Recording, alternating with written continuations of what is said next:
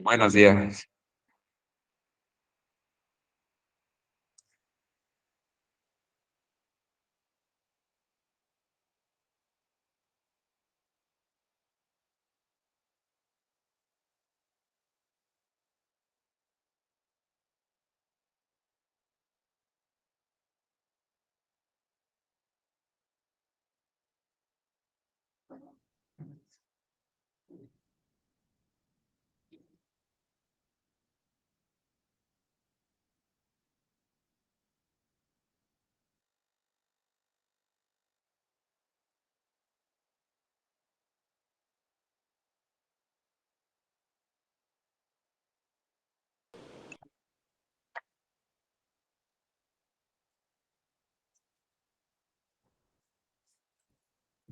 Hola, Maluz. Hola.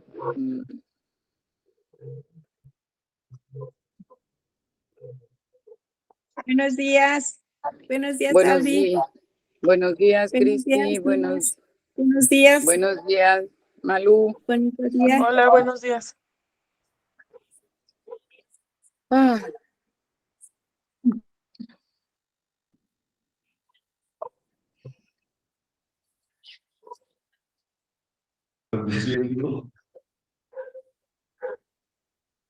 Bien. En el nombre del Padre, del Hijo y del Espíritu Santo. Amén. Amén. Dios te salve María, llena eres de gracia, el Señor es El Señor es contigo. contigo. Bendita eres Bendita entre eres entre todas las bendito mujeres y bendito es el fruto de tu vientre, Santa Jesús. María, Santa María, Madre de Dios, Jesús. ruega por nosotros pecadores, ahora y en la ahora y en la hora de nuestra muerte. Sede de la sabiduría, ruega por nosotros. ruega por nosotros. Entonces nos quedamos ayer empezar a ver el testimonio de Simeón. Estamos en la presentación del niño Jesús al templo. Dice, he aquí que había en Jerusalén un hombre llamado Simeón. Este hombre era justo y piadoso, esperaba la consolación de Israel y el Espíritu Santo estaba sobre él. Versículo 25. Lucas pinta el retrato de este varón con 4 notas específicas. Era justo, era piadosa, esperaba la consolación de Israel y el Espíritu Santo estaba sobre él. Los calificativos de justo y piadoso muestran a Simeón como un hombre íntegro en el campo moral y en el campo religioso. La expresión esperaba la consolación de Israel manifiesta que Simeón era un hombre de fe, que esperaba la salvación prometida por Dios a su pueblo Israel, particularmente a través del profeta Isaías. La frase, el Espíritu Santo estaba sobre él, subraya la permanencia del Espíritu en ese varón justo e indica, según la terminología bíblica, que Simeón era una especie de profeta. Recuerden en Números 11, Isaías 11, 42, 61, Ezequiel, etcétera. Son ejemplos en los cuales dice que en el profeta, una de las características del profetismo era la demora del Espíritu de Dios, del Espíritu de Yahvé. Aquí está hablando en el Nuevo Testamento ya del Espíritu Santo. Versículo 26, 28. Le había sido revelado por el Espíritu Santo que no vería la muerte antes de haber visto al Cristo Señor. Movido por el Espíritu vino al templo. Y cuando los padres introducían al niño Jesús para cumplir lo que la ley prescribía sobre él, lo tomó él en los brazos y bendijo a Dios. Simeón había recibido, por lo tanto, el Espíritu Santo una revelación. No moriría antes de haber visto al Cristo del Señor. Esto es, el Mesías de Dios, el ungido de Yahvé, rey consagrado para llevar a cabo la misión de salvar a su pueblo. Esta comunicación del Espíritu Santo es importante porque califica su carisma profético y lo coloca entre los grandes enviados de Dios. Si recibir oscuramente el anuncio del Mesías fue ya un don carismático importante en los profetas como Isaías, Jeremías, Miqueas, etcétera, ¿cuánto mayor no habrá sido la gracia de recibir la promesa de verlo durante la propia vida y gozar de su cumplimiento? O sea, mientras los profetas anunciaban o hacían vaticinio siempre hacia el futuro, a Simeón en cambio le tocó ya verlo de carne y hueso. Y este es el grande privilegio, como también se hablará del único privilegio de Juan el Bautista. Dios había enviado a toda una serie de profetas que anunciaran la venida del Mesías.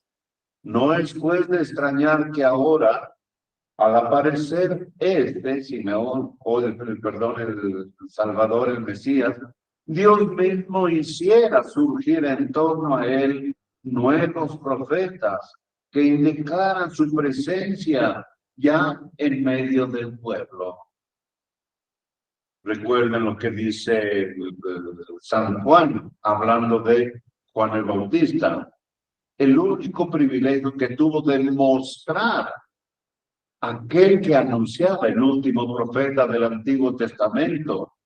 He ahí el Cordero de Dios, el que quita el pecado del mundo.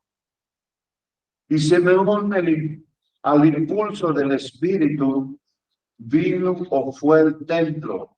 Y cuando los padres introducían al niño Jesús para cumplir lo que prescribía la ley, el profeta lo tomó en brazos y se bendijo a Dios.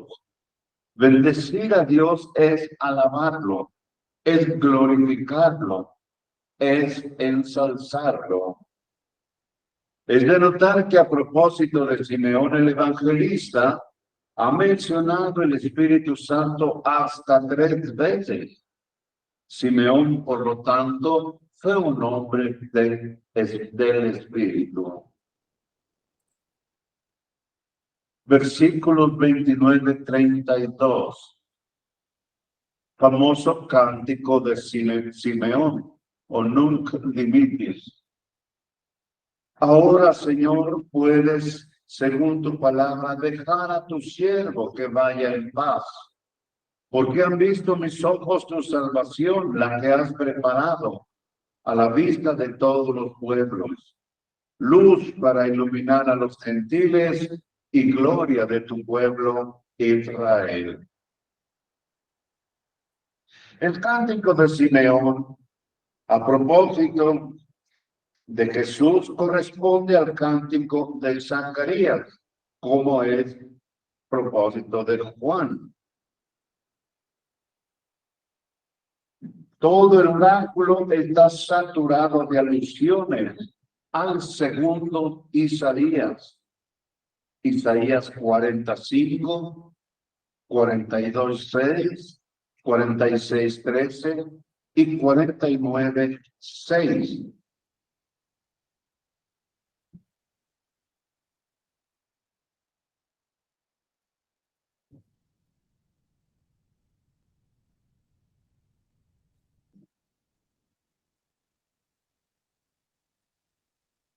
Algunos comentadores creen que este cántico fue compuesto por el mismo Lucas, valiéndose en especial del texto de Isaías. Otros autores piensan que Lucas utiliza una pieza que ya existía y que debió nacer en el ambiente judeo-cristiano. pero conscientes del cumplimiento de las escrituras mesiánicas. Después de los 3 versos referentes al mismo Simeón y a su propia muerte, que será llena de paz, el profeta proclama en otro tríptico que Jesús es la salvación preparada por Dios en favor de todos los pueblos. Y enfatiza que ese Jesús Salvador será una luz reveladora para el mundo. El mundo pagano, proclamando así la universalidad de la salvación. Y 2, una gloria luminosa para el pueblo de Israel, pues los gentiles verán que de Israel ha brotado la salvación para todo el mundo.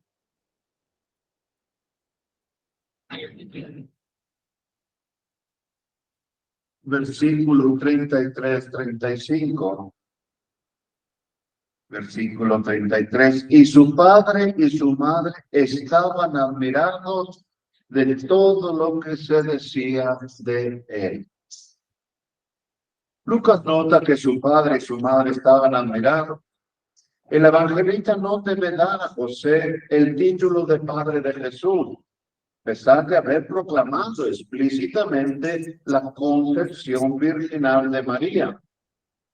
La admiración de José y María indica que ellos todavía no conocían en su totalidad el misterio de Jesús y de su misión, pero que irían recibiendo día con día mayor claridad sobre el misterio de su niño.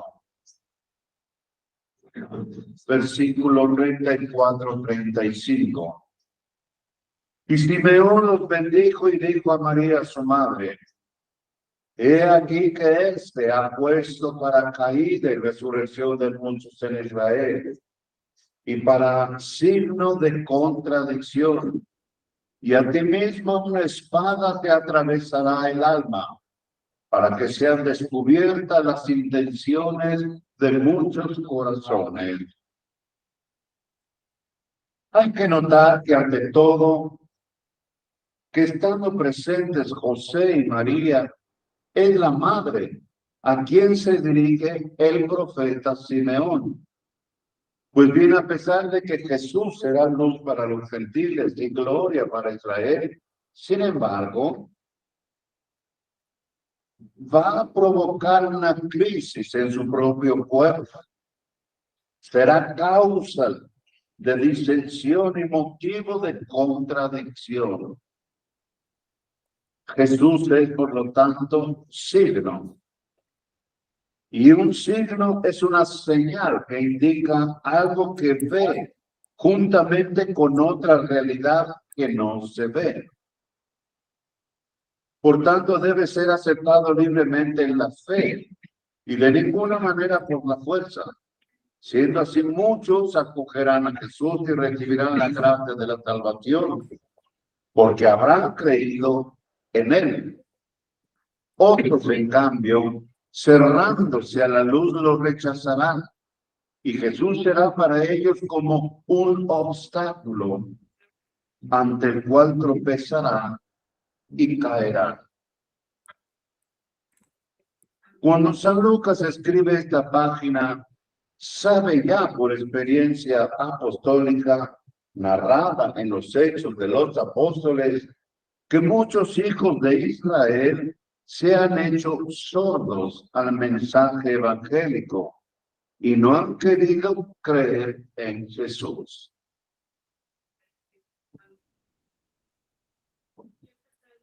Y a ti misma una espada te atravesará el alma. Nos queda por preguntarnos ahora, ¿cuál es el significado más pertinente del término espada? Recorriendo la literatura judeo-bíblica, se ve que la espada es uno de los símbolos más frecuentes para designar la palabra de Dios. En el Antiguo Testamento tenemos dos casos: Isaías 49:2 y Sabiduría 18:15. Este mismo tipo de simbolismo aparece con frecuencia en los comentarios judíos de los mismos textos bíblicos. También en el Nuevo Testamento, en 7 ocasiones recurre a este lenguaje. La palabra de Dios, que se identifica ahora con la palabra de Jesús, es comparada con una espada cortante de doble filo. Las referencias más abundantes nos lo ofrece el último libro de la Biblia, el Apocalipsis 1:6. Dice: de su boca salía una espada aguda de 2 filos. O en 2:12 o en 19:15. Está también la famosa carta a los Efesios 6:17. Tomen también la espada del Espíritu, que es la palabra de Dios. Hay que dedicar una especial atención en este aspecto a la carta a los Hebreos 4:12, donde se nos dice: la palabra de Dios es viva y eficaz. Ella penetra hasta la división del alma y el espíritu, de las articulaciones y de la médula, y es capaz de distinguir los sentimientos y pensamientos del corazón. Una vez asentada esta ecuación simbólica, espada igual a palabra de Dios, se asoma la hipótesis de que la espada a la que alude Simeón es figura de la palabra de Dios, tal como se expresa en la enseñanza de Jesús. Así pues, María hizo que sus pensamientos se aclarasen y se juzgasen a la luz de aquella palabra, y se conformó a ella con un crecimiento constante. Esto suponía para ella gozo y dolor. Gozo al ver los frutos copiosos que la semilla de la palabra evangélica producía en ella, en cuantos la acogían con un dolor bueno y perfecto. Lucas 8:15. ¿Abierto?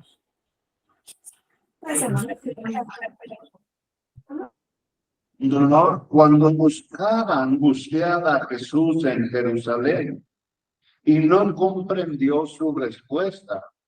¿Por qué me buscaban? ¿No sabían que tengo que estar en la casa de mi padre? Y ellos no comprendieron sus palabras, dice Lucas 2:49.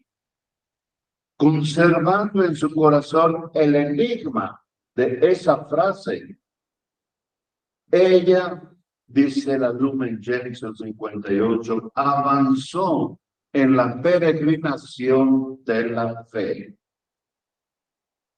no sin pruebas ni oscuridades, pero el colmo de la aflicción inundó su espíritu cuando vio a su hijo rechazado y crucificado. Obedecer a la voluntad del Padre, ella, la madre del ajusticiado, permanecer fiel a las palabras del Hijo, sobre todo en aquel momento de tiniebla. He aquí el punto crucial de la transcripción que esa palabra produjo en las fibras de nuestra Madre Santísima.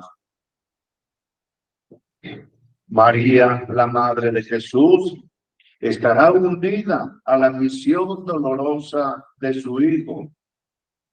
Y al ver la división y el desgarramiento del pueblo a causa de su Hijo Jesús, su alma será traspasada también por una espada de dolor. Los sufrimientos personales de María al pie de la cruz solamente están implícitos aquí. Juan 19, 25, 27. Pero más allá de María, es lícito ver personificada en ella y a través de ella a la hija de Sión, madre del pueblo elegido, que sufre por la crisis y división que se ha obrado entre sus hijos, justamente por el Mesías esperado. La imagen bíblica de la espada que hace estragos recuerda los oráculos proféticos de Ezequiel y Zacarías. La hija de Sión tiene desgarrado el corazón por los golpes de la espada de Yahvé, que devasta el país, pero que vela en favor de un pequeño resto.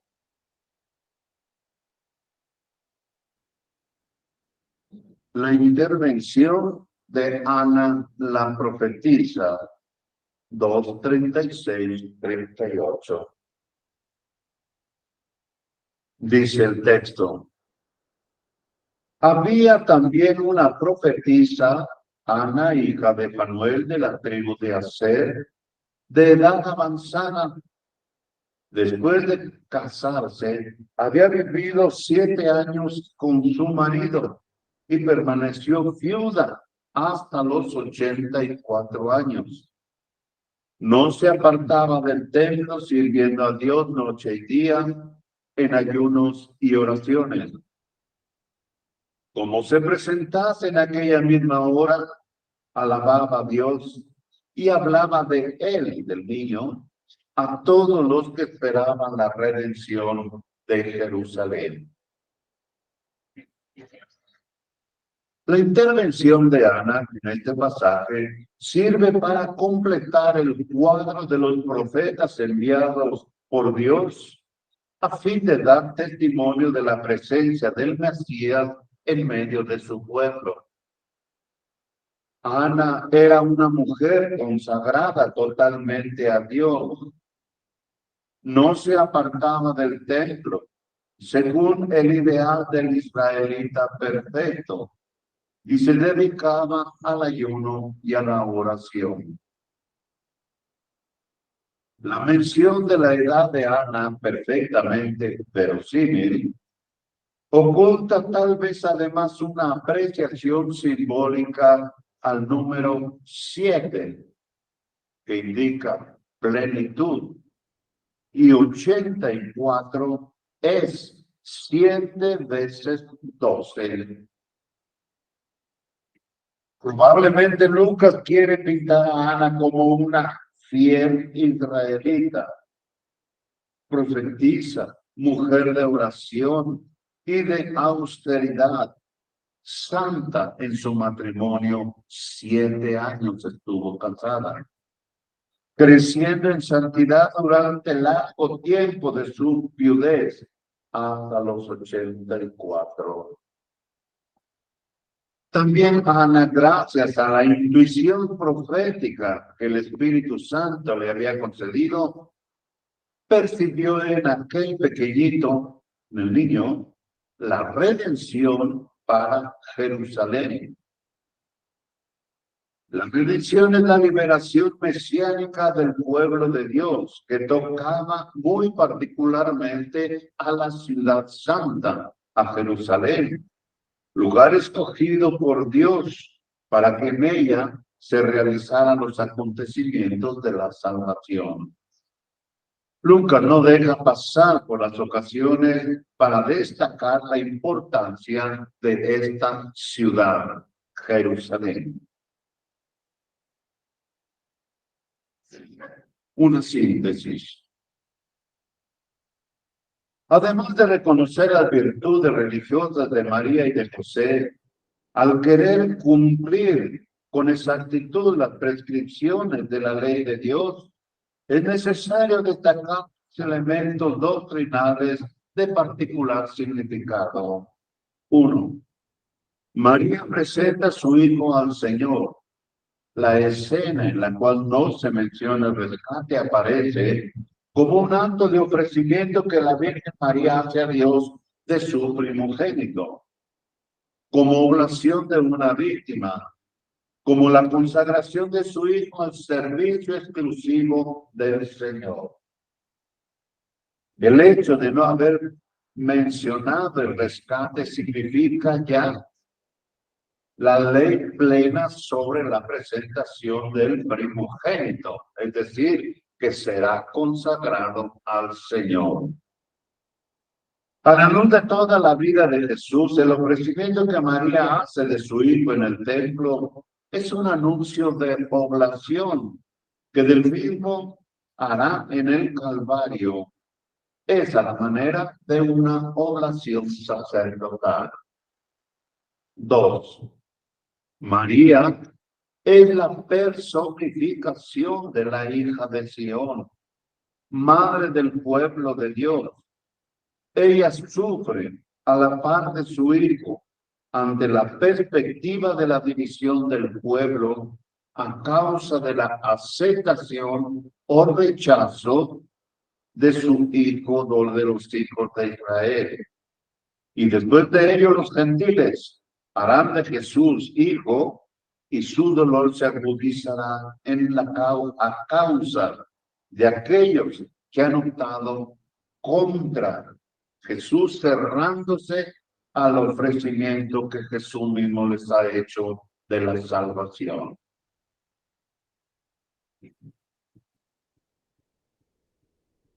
Y así llegando después a Lucas 2, 41, 52.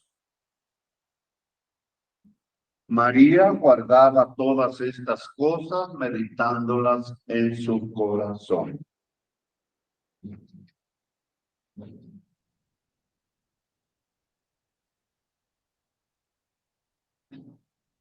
La intención del evangelista al transmitir el episodio de Jesús niño perdido y encontrado en el templo de Jerusalén no es únicamente contar una anécdota, sino descubrir que Jesús, desde que se abrió a la conciencia humana, sabía ya que empezaba a ser, que era el Hijo de Dios. Yo creo que esto es importante, sobre todo hay muchos estudios sobre este aspecto. Muchos, sobre todo psicólogos, pedagogos, para dar a entender cuándo Jesús se dio cuenta de su naturaleza divina. Aquí parece ser que Lucas metió este pasaje precisamente para ello, para decir que cuando ya alcanzó la edad madura, que en ese tiempo a los 12 era la presentación, quiere decir que ya iba a ser reconocido como tal y no como un niño, sino ya como persona.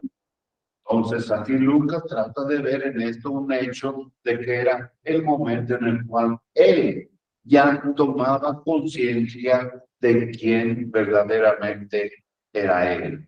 Vamos a ver esto en la respuesta que da. Sus padres iban cada año a Jerusalén a la fiesta de la Pascua. Y cuando tuvo 12 años, subieron ellos como de costumbre a la fiesta.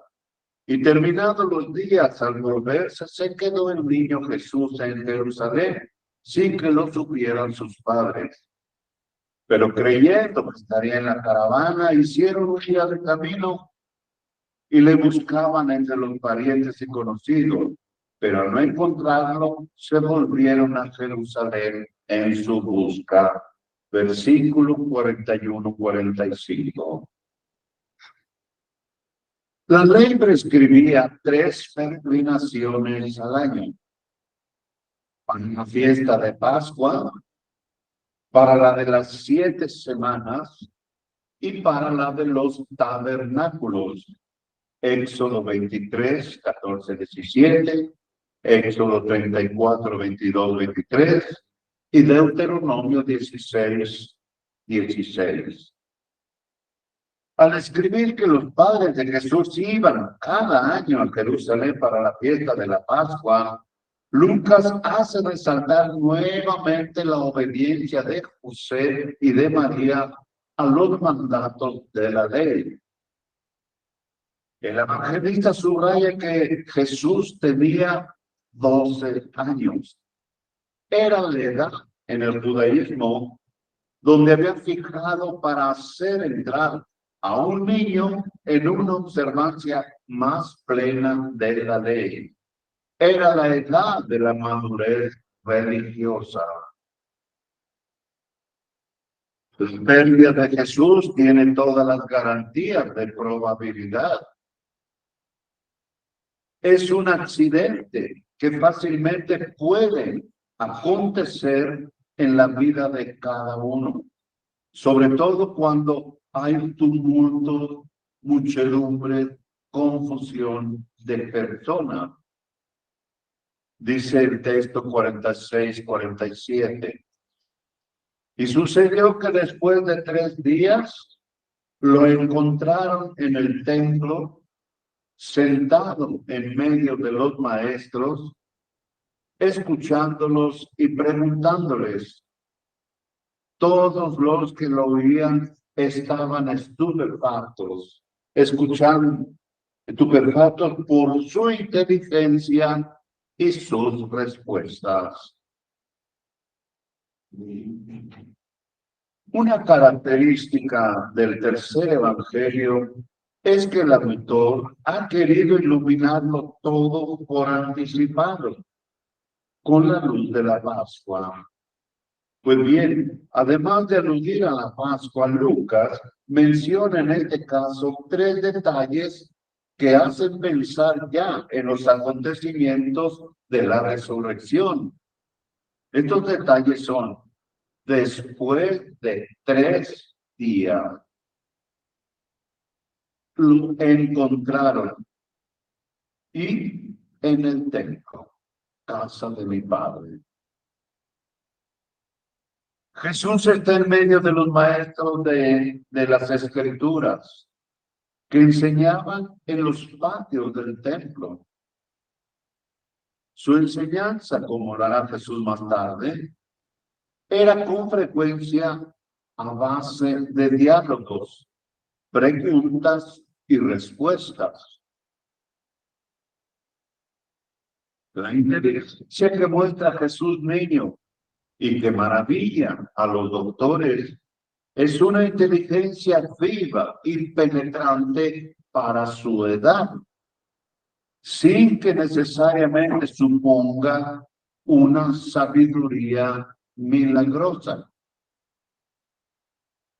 El centro de este episodio no está en esa inteligencia que brilla en el niño, sino en la palabra con que va a responder en diálogo con su madre. Dice el versículo 48-49.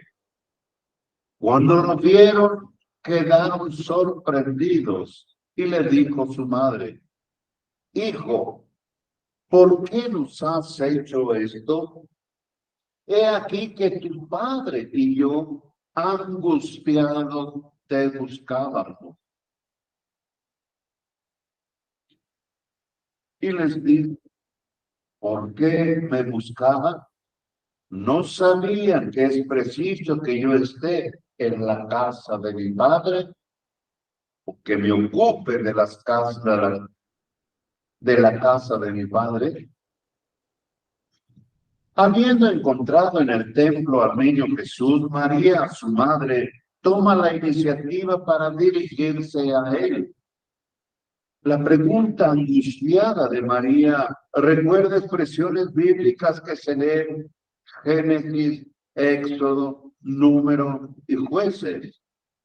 Génesis 12:18, 29, 26:10, 29:25 y Éxodo 14:11.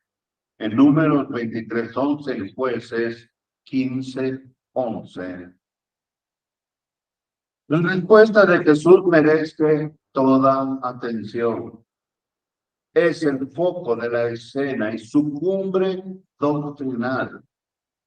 Ante la presencia de José, Jesús afirma solemnemente que él guarda con Dios relaciones filiales excepcionales.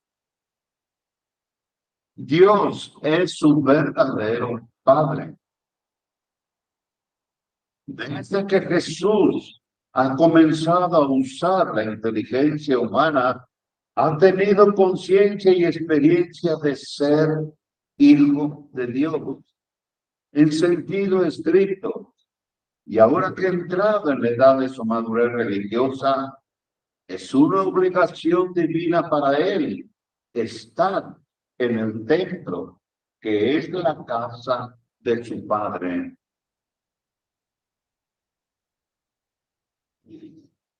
En lugar de en la casa se puede también traducir, como hay algunas versiones, las cosas de mi Padre. Aquí ya no son los ángeles, ni personas inspiradas por el Espíritu Santo, sino que es el mismo Jesús, niño de 12 años, quien da testimonio de la palabra dirigida a su madre de que él es el Hijo de Dios. En el tercer evangelio, la primera palabra de Jesús en el templo, como la última en la cruz, son para llamar a Dios mi Padre. 23:46. Es interesante esta nota, ¿eh? La primera palabra en los evangelios es esta. Estar en las cosas o en la casa de mi Padre. Y la última, humanamente hablando, habla precisamente de Dios su Padre. Padre, en tus manos conviene mi espíritu. Diciendo esto, expiró. Es interesante notar que la escena de Jesús niño en el templo presenta un estrecho parentesco con pasajes del Evangelio de San Juan, tanto por su género literario como por su contenido doctrinal. Aquí y allá, Jesús interviene, moviéndose en un nivel superior del de sus interlocutores. Confrontar Juan 2:4, 3:4, 4:10, etc.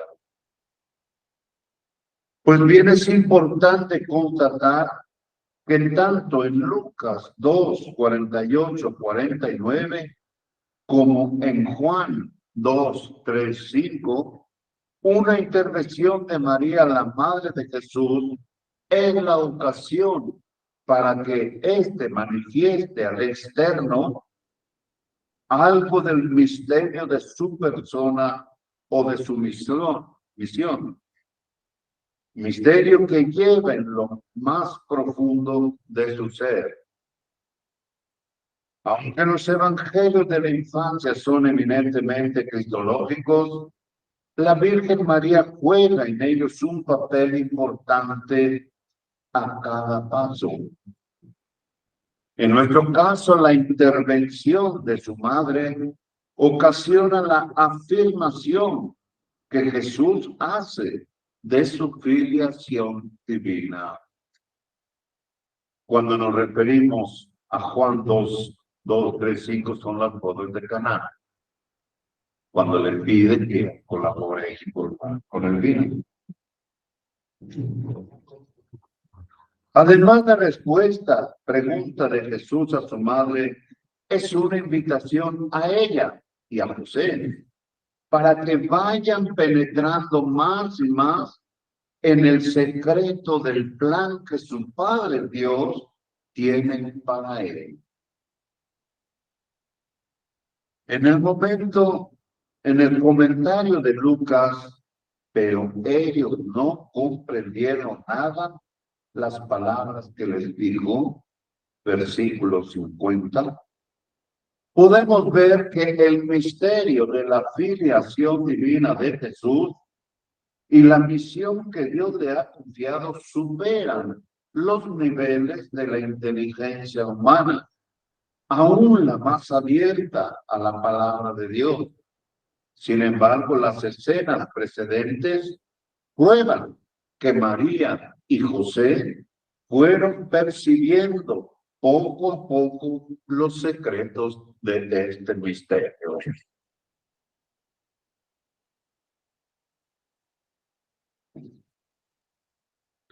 Y damos ahorita un momento de receso para poder continuar después con y su madre guardaba todas estas cosas en su corazón. Se hizo receso ahorita.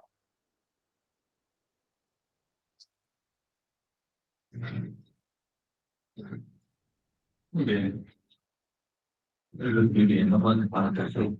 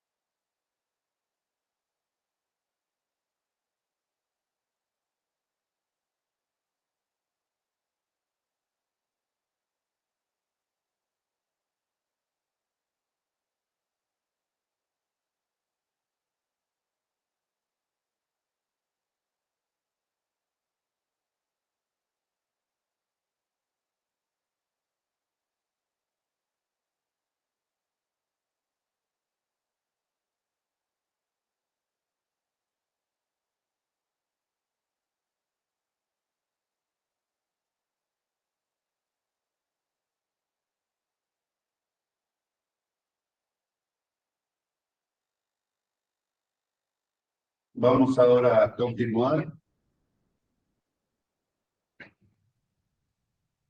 Versículos 51, 52. Y bajó con ellos y vino a Nazaret, y vivía sujeto a ellos, es decir, a María y a José. Y su madre guardaba cuidadosamente todas las cosas en su corazón. Y Jesús progresaba en sabiduría y estatura y gracia ante Dios y ante los hombres. Jesús regresa con sus padres a Nazaret y lleva la vida normal de un joven, niño, un joven ya ahora, jovencito, sujeto a sus padres. La nota, su madre guardaba cuidadosamente todas las cosas en su corazón, nos ilustra sobre la fuente de donde nos ha venido esos recuerdos. María, con su reflexión contemplativa, guiada por el Espíritu, penetraba más y más en el misterio de su Hijo. El Espíritu Santo que la había cubierto con su sombra para concebir en su seno al Hijo de Dios, este mismo Espíritu ahora la iluminaba con su poderoso resplandor día con día, en el ejercicio continuado de su maternidad humano-divina. La no comprensión. María y José no comprenden lo que les dice Jesús, 2:50.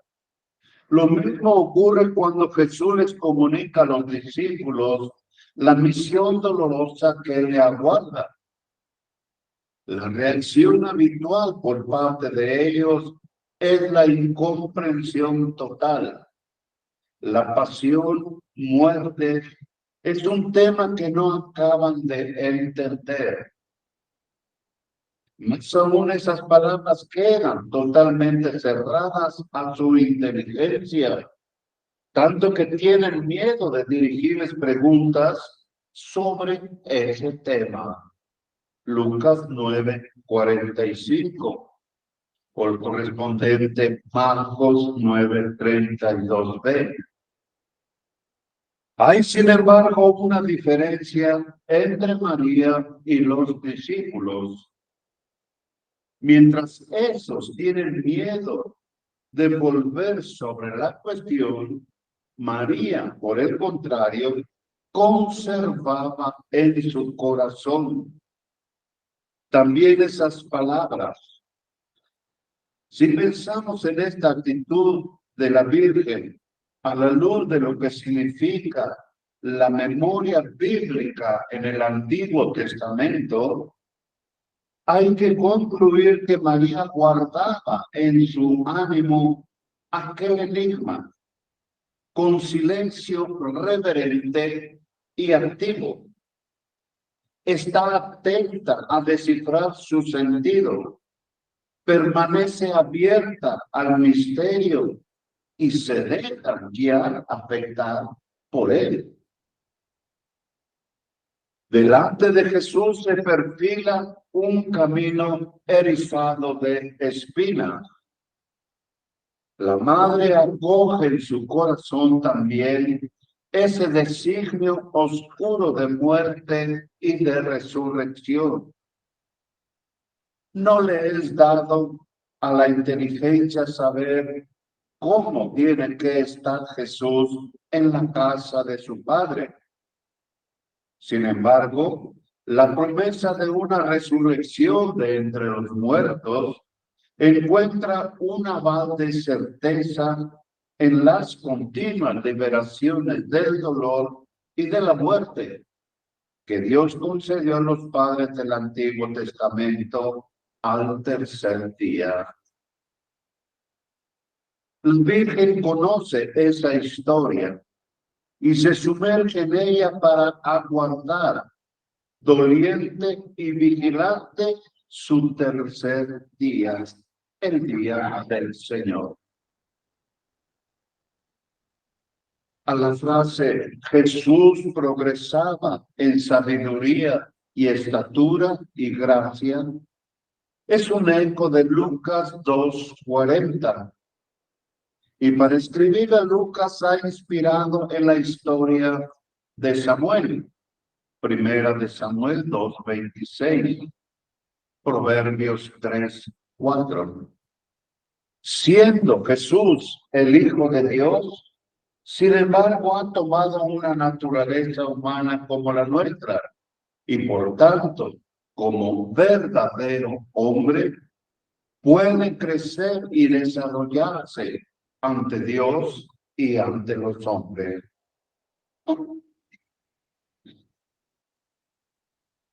Hay aquí una especie de resumen de la actitud de María durante su vida.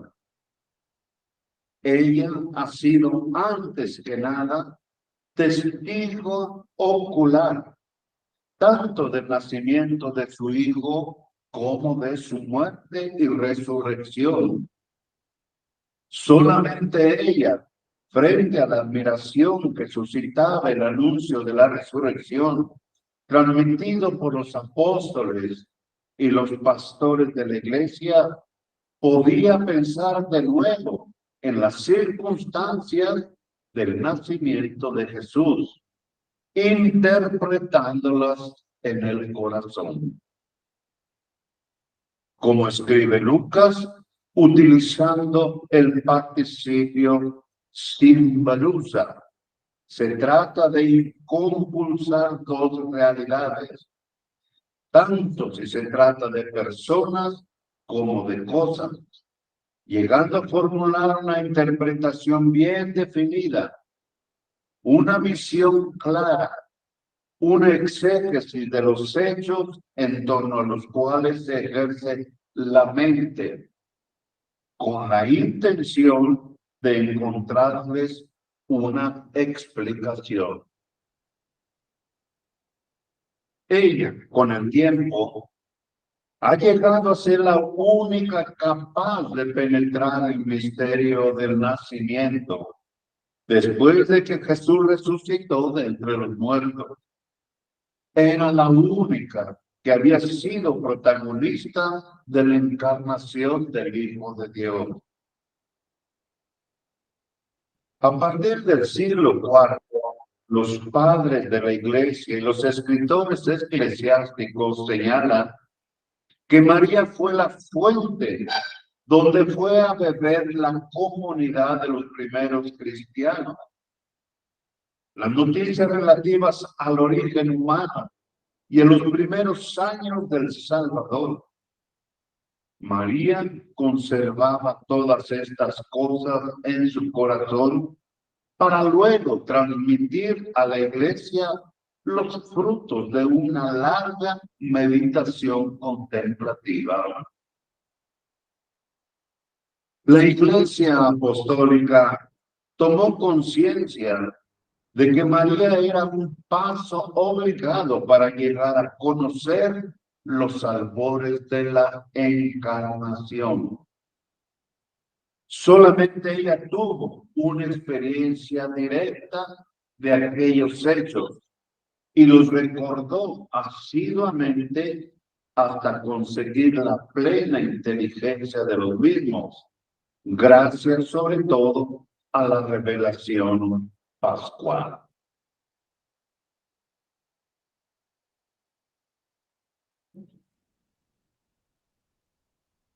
Así concluiríamos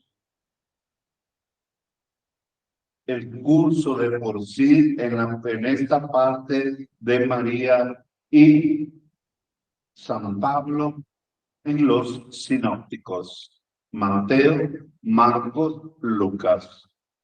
Para dejar el próximo año el curso, María en el Antiguo Testamento y San Juan.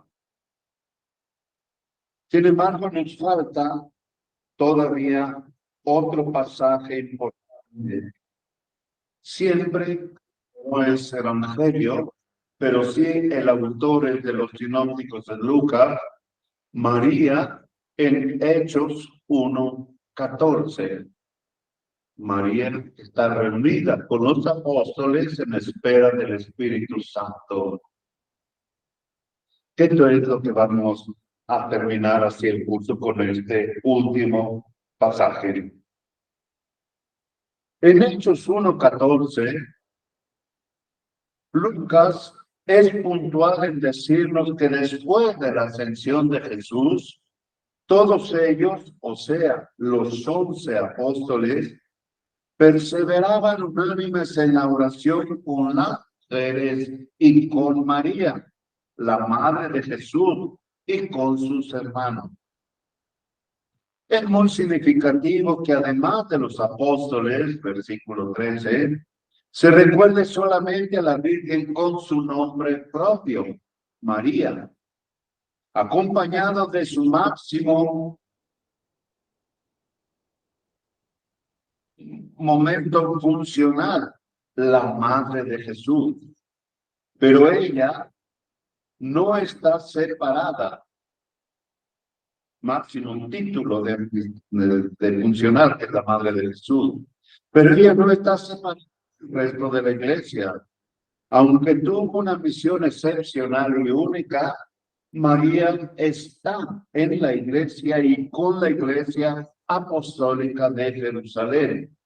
Es más de todas las iglesias cristianas. Cuando estamos hablando aquí ya de este pasaje, prácticamente estamos ya, digamos así, en la era ya de la iglesia. Ya no estamos en el tiempo de Jesús, en sus vaivenes, sino estamos ya en un ámbito completamente eclesial, las primitivas comunidades cristianas. Poco después, Pedro recordará que Judas dio a los que prendieron a Jesús, versículo 16.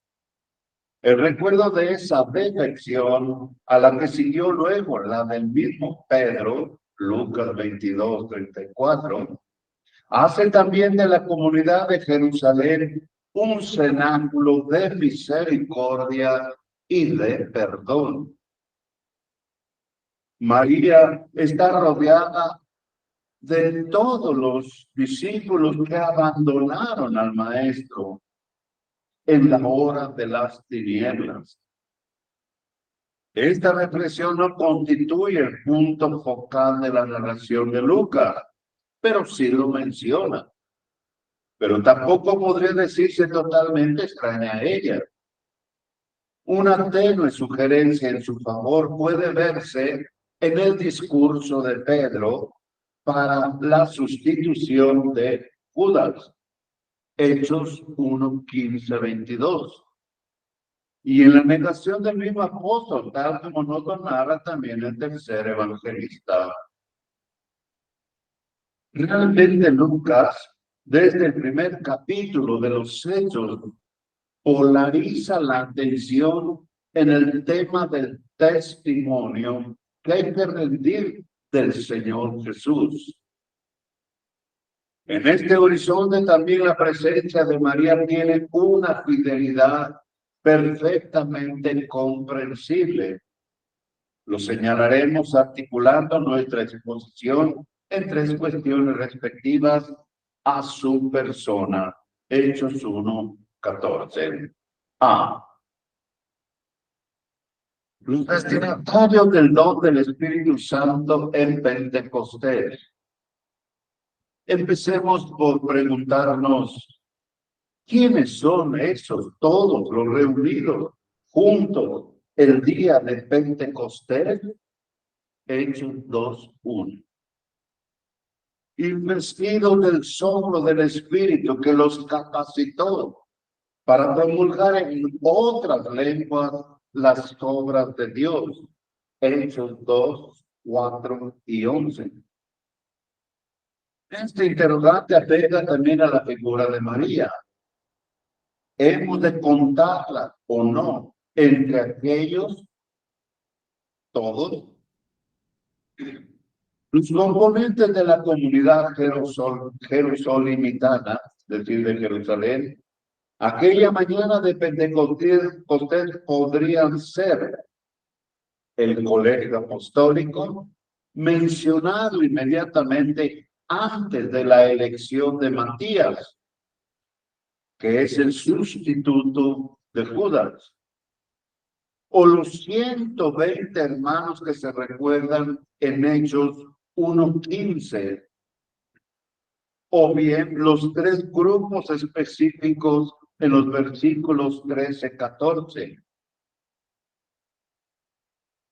Los apóstoles, aún en número de 11, las mujeres probablemente las señaladas por Lucas, 8:2-3, 23:55 y 24:1-11. María, madre de Jesús y de sus hermanos.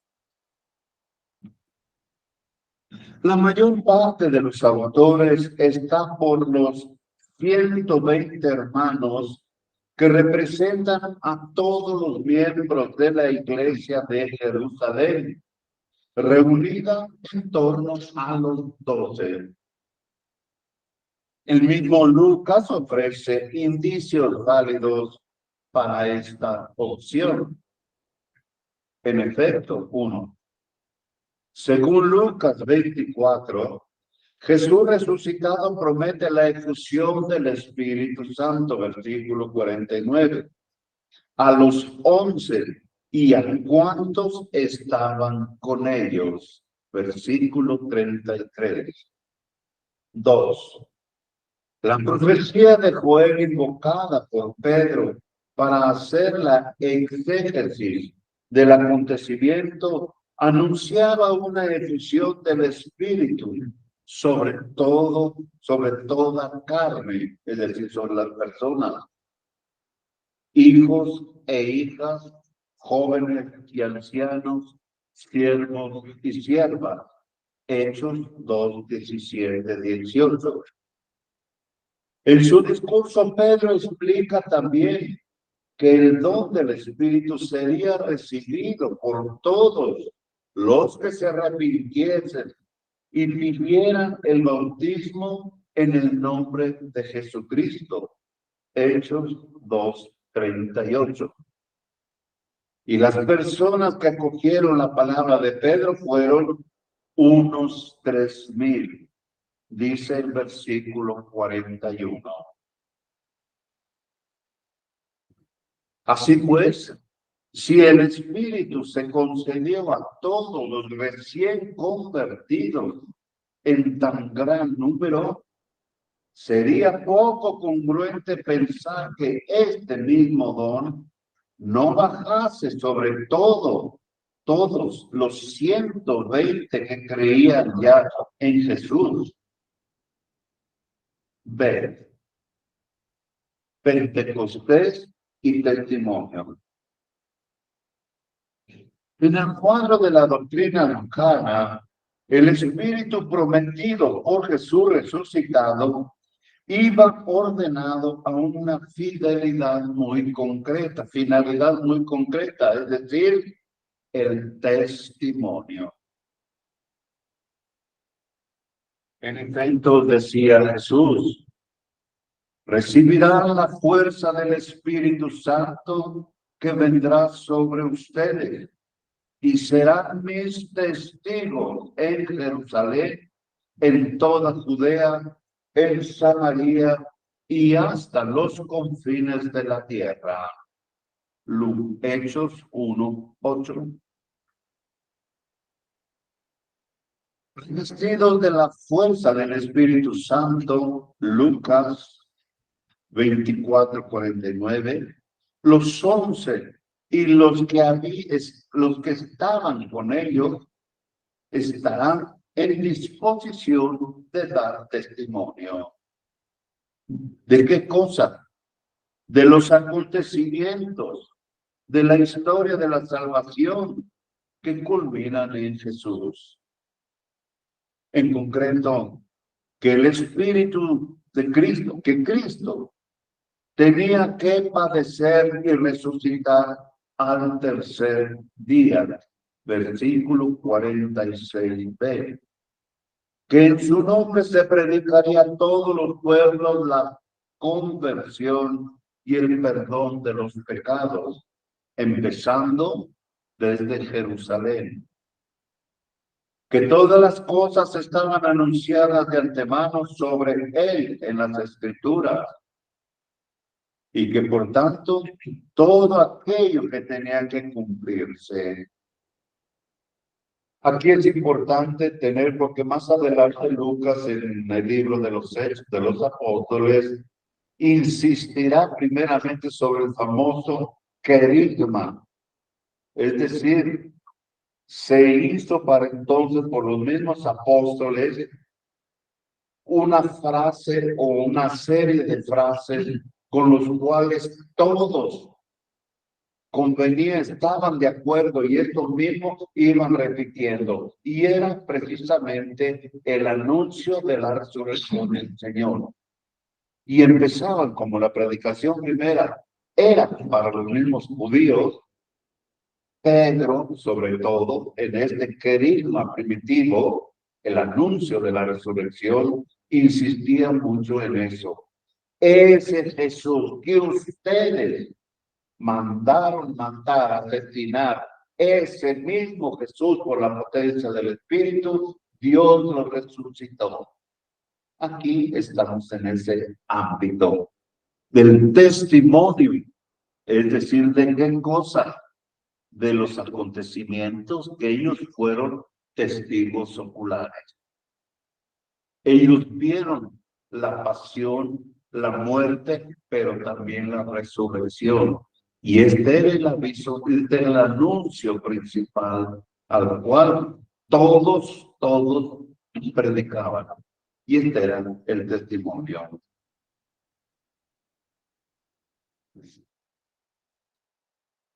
El Espíritu Santo decía los oráculos de los profetas, habrían hecho de Israel un pueblo de testigos.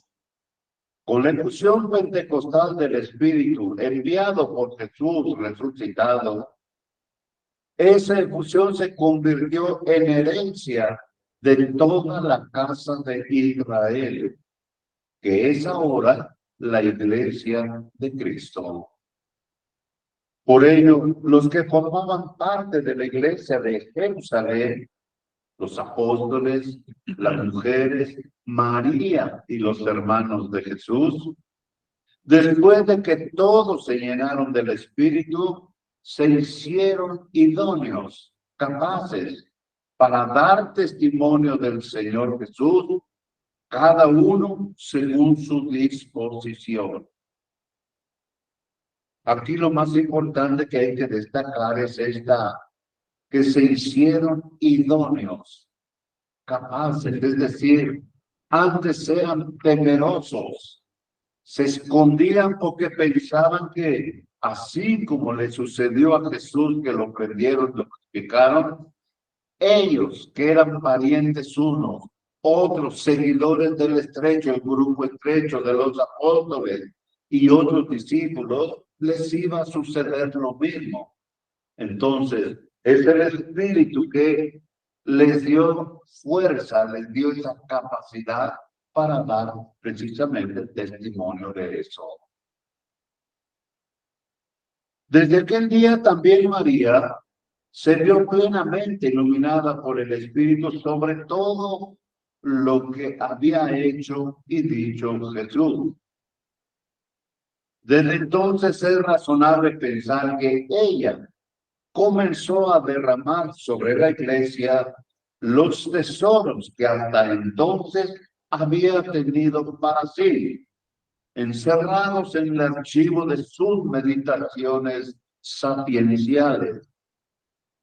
Así también la Virgen, de manera que hemos propuesto, se convirtió en testigo de las cosas vistas y oídas. Hace un comentario Javier Picasa a esto, dice: María dio testimonio del nacimiento de Jesús, del camino de su infancia. Jesús no habría sido acogido por la iglesia en la integridad de su ser si le hubiera faltado el testimonio vivo de una madre que lo había engendrado y lo había creado. Dentro de la iglesia, María es una parte de Jesús. Hay algo que ni los apóstoles, ni las mujeres, ni los hermanos habrían podido atestiguar. Le corresponde a María consignar esa palabra única e insustituible al misterio de la iglesia. Por eso ella aparece en los Hechos de los Apóstoles 1:14.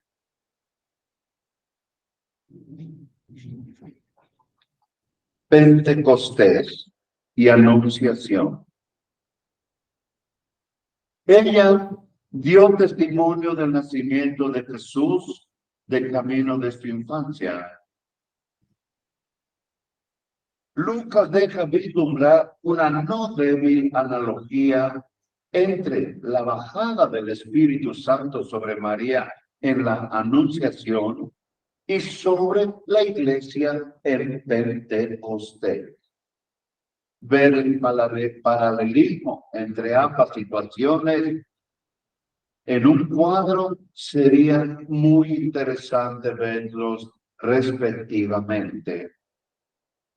Por ejemplo, en la Anunciación, el Espíritu Santo, energía del Altísimo. Dinamis es energía. En Pentecostés, la energía del Espíritu Santo desde lo alto. Dinamis. Viene sobre María, 1:35a, Pentecostés. Baja sobre los apóstoles y todos quedaron llenos del Espíritu Santo. Y María dijo en la Anunciación, en Pentecostés, empezaron a anunciar en otras lenguas. En la Anunciación, mi alma engrandece al Señor, grandes cosas que ha hecho en mí el Poderoso. En Pentecostés, las grandes obras de Dios, como el Espíritu les daba a expresarse. Conclusión.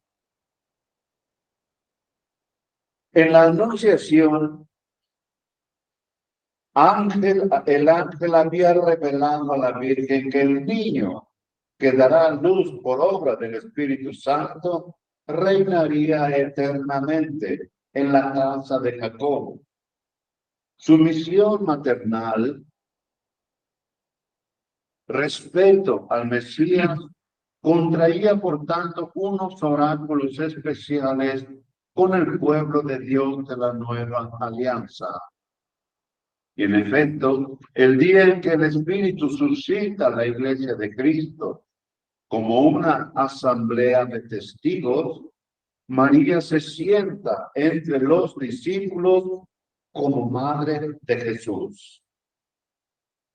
Lucas, que tanto se había prodigado a propósito de la vocación de María, en la Génesis humana del Salvador,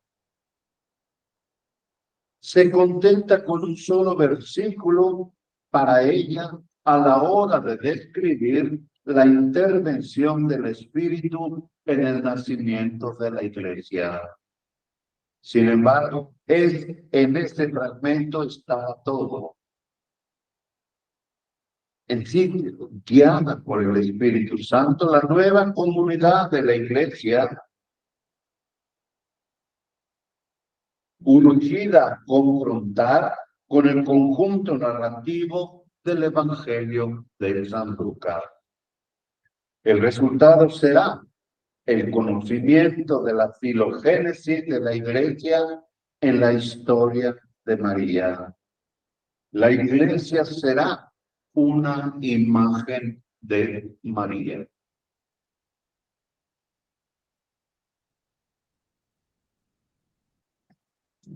Y así terminamos este curso.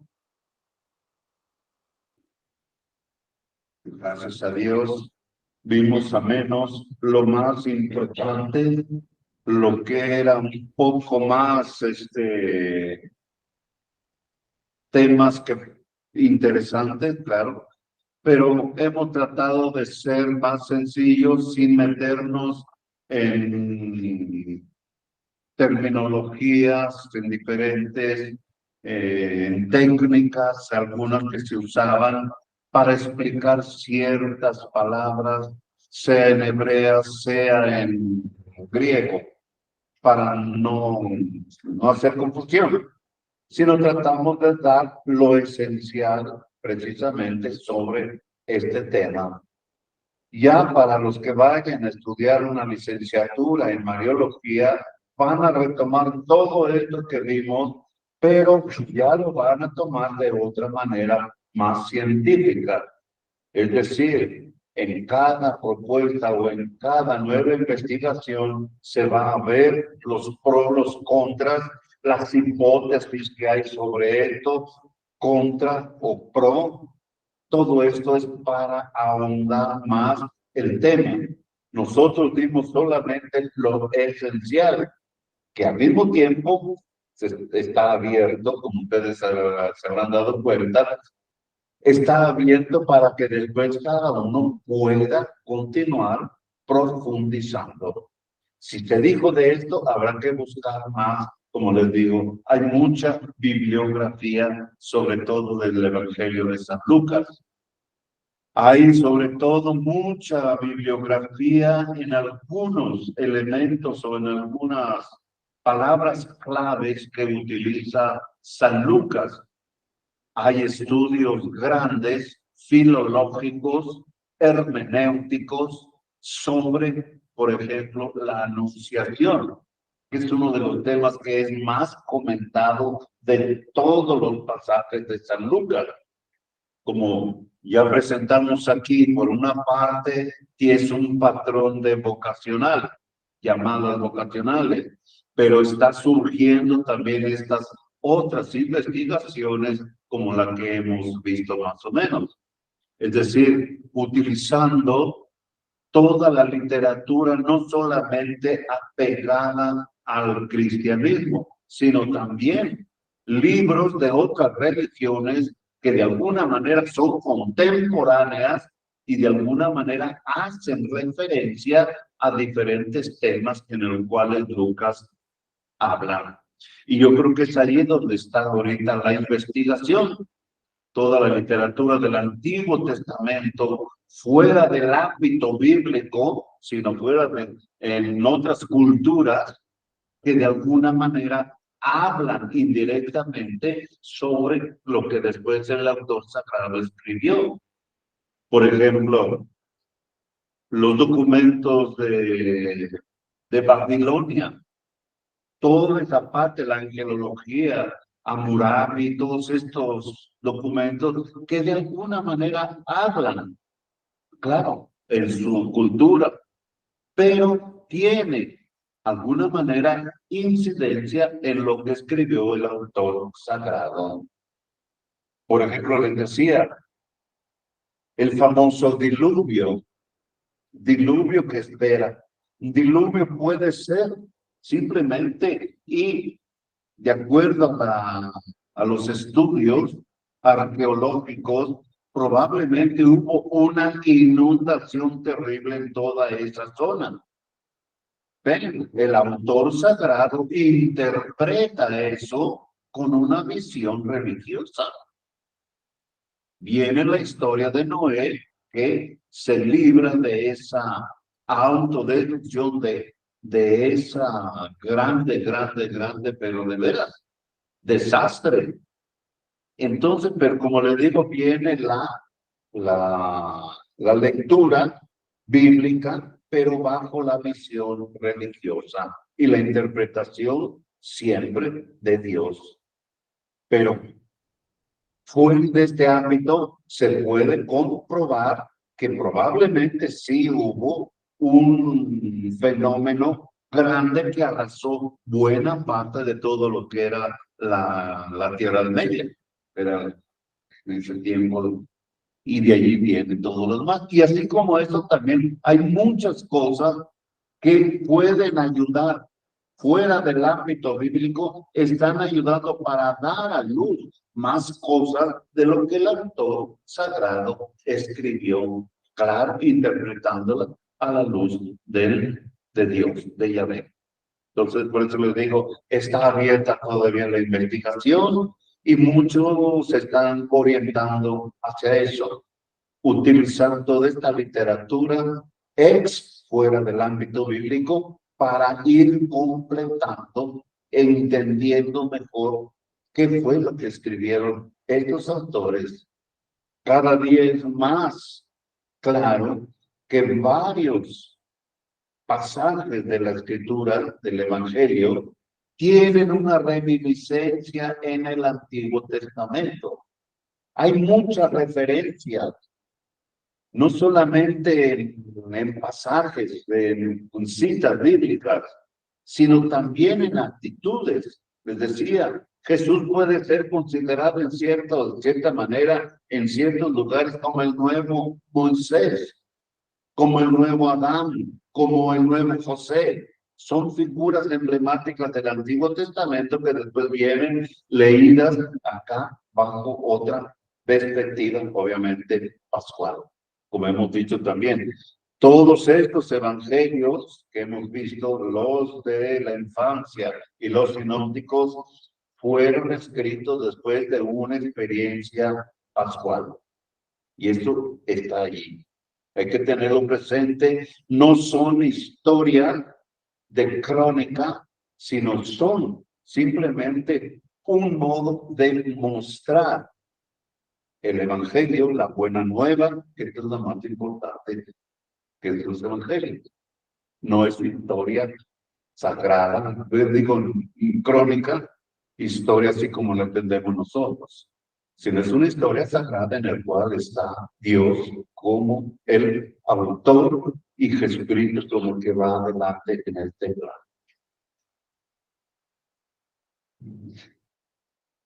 Entonces, así terminamos nosotros el curso. Tienen todavía una hora libre. Yo les aconsejo que den un repaso a todo lo que hemos dicho para que todavía voy a ver cuándo va a ser el examen. Entonces, para el examen, bueno, aquí va a ser escrito y se va a poner aquí. Pero para ustedes que están en la red social, pues se les va a pasar la hoja de preguntas. Confiamos en su honestidad, compilen, llenen, correspondan lo que ustedes sepan y hacen, y por favor mandan las respuestas acá. Es así como vamos a hacer. ¿Dale? Muy bien.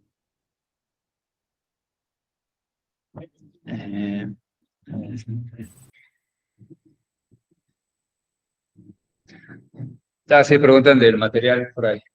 Para Miren, apenas llega Fray Javier y él se las va a enviar. Pero sí, yo les aconsejo que traten de estudiar en este fin de semana, porque con probabilidad, todavía no está seguro, con probabilidad el lunes haría el examen, ya que están ahorita frescas todavía de todo este material. Es mucho más fácil. Pero apenas llega a Javier, doy el material, se las manda, porque tiene los correos de todos ustedes, se los manda y allí mismo les voy a mandar bueno, hasta allí. Y el lunes, hasta el lunes, mientras estamos haciendo aquí el examen, ahí también les digo cuáles son las preguntas, para que ustedes las anoten, respondan y después me mandan su respuesta. Por eso, así es, yo espero que mañana, esta noche viaja Javier para acá, pero mañana voy a decir que lo posible que lo mande mañana en la mañana, para que tengan tiempo este fin de semana, sábado y domingo, y el lunes así ya terminamos el curso. Porque si lo avanzamos más grande, después vienen otras cosas. Y ahorita que están frescos en lo que estamos diciendo y estamos meditando, pues es mucho más fácil. El lunes sería la liturgia y Biblia. Sí. Los dos. El lunes también recuerdo que ya les mandaron el material de liturgia, ¿verdad? No, padre. Válgame Dios, yo desde cuándo se lo ve. Bueno, le voy a decir que se los manda inmediatamente porque también pensaba hacerlo el lunes. Pero es Por fácil ese. favor, padre. Okay. Sí, Gracias. ándele. Bueno, tú también se los mandas, ¿no? Muy bien, nos vemos, hasta luego. Gracias, padre. El lunes Gracias. en el examen. Hasta el lunes, primeramente. A ver, Fray, Gracias. Gracias. Gracias. Ya. Gracias. Tienen ahorita una hora para estudiar. Sí, Sí, Fray. sí, Fray. Ándele. Gracias. Gracias. Ándele. Oiga, le quería hacer una pregunta. Sí, diga. La palabra midrash, sí quiere decir buscar. ¿La palabra qué?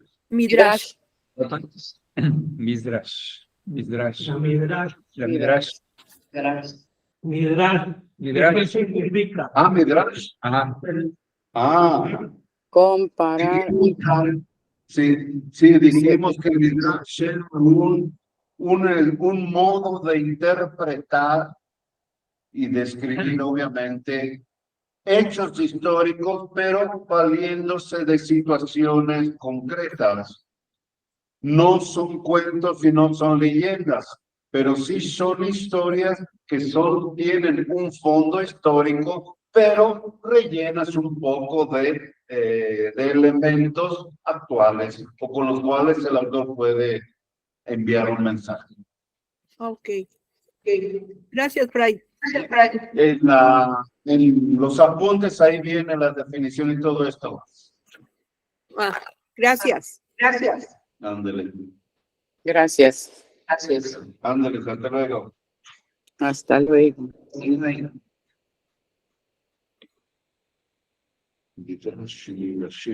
miren, como se quiere decir. Bien calculado. Hasta me extraño yo mismo. Todo bien.